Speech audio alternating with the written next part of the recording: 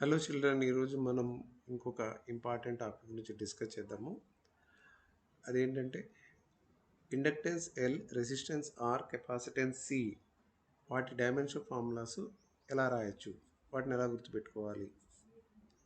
ముందుగా వీటన్నిటికీ కామన్గా ఉన్న ఫార్ములా ఏంటంటే, క్వాంటిటీ ఏంటంటే ఎనర్జీ. ఎనర్జీ అనేది కామన్ క్వాంటిటీ కాబట్టి దాని డైమెన్షన్ ఫార్ములా అనేది చూద్దాము. Energy E equal to ml square T power -2. ఇది డైమెన్షన్ ఫార్ములా. దీన్ని యూస్ చేసుకుని మనం ఎల్ఆర్సి డైమెన్షన్స్ ఫైండ్ అవుట్ చేయొచ్చు. ముందుగా మనం ఇండక్టెన్స్ ఫైండ్ అవుట్ చేద్దాం. దీనికోసం ½ Li² ఎనర్జీ డైమెన్షన్స్కి ఈక్వేట్ చేస్తున్నాను.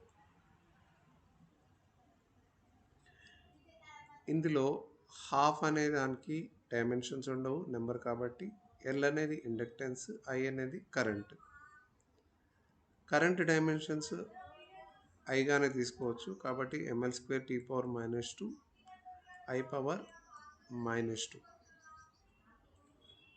రెండోది I²RT ml² T power -2.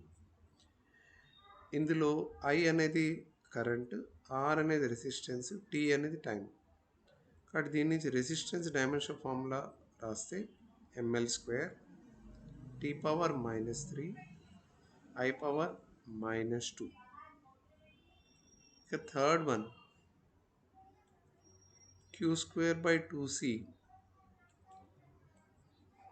ml² T power -2 అవుతుంది. అయితే ఇక్కడ మనం అబ్జర్వ్ చేయాల్సింది ఏంటంటే Q అనేది ఫండమెంటల్ క్వాంటిటీ కాదు. Charge stored in capacitor fundamental quantity కాదు. అందుకని మనం చార్జ్ డైమెన్షన్ ఫార్ములా I/T అని రాస్తాం, కరెంట్ ఇంటూ టైం. కాబట్టి ఇది I²T²/2C. 2 అనేది dimensionless equal to ml² T power -2. దాని నుంచి కెపాసిటెన్స్ డైమెన్షన్స్ రాస్తే m power -1 L power -2 T power 4 I power 2 అవుతుంది.